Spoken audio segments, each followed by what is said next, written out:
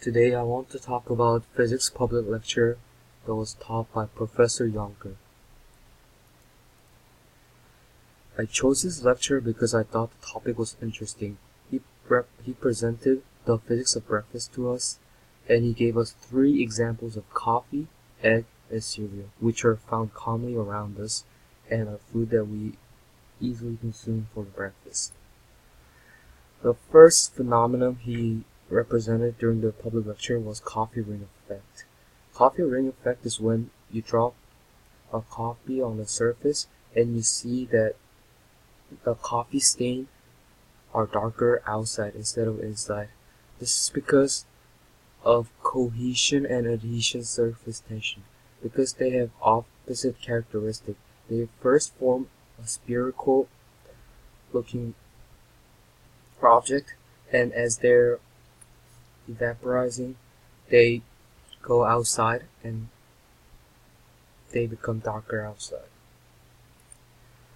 The second phenomenon he talked about was how egg is initially liquid state, but when they're heated up, instead of becoming gas, they become solid. This is due to a phenomenon called protein denaturation. Egg becomes solid because they have 10% of protein inside them. When these proteins are heated up, they get together, forming a solid rather than evaporating into the air. The last effect he talked about was Cheerios effect. This is when you pour down cereal and you see cereals making their way up to the milk surface, but they're all stuck together. This is because cereal is less dense than a milk. Because of this, they tend to float on the milk.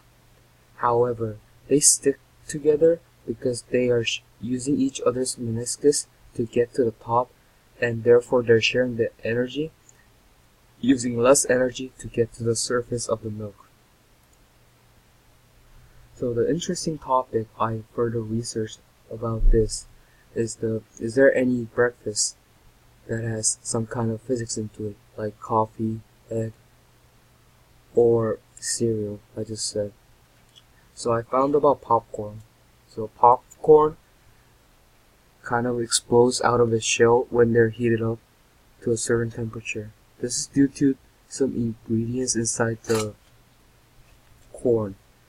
The corn has some liquid inside itself, and when they're heated up, it becomes moisture and it expands inside the shell.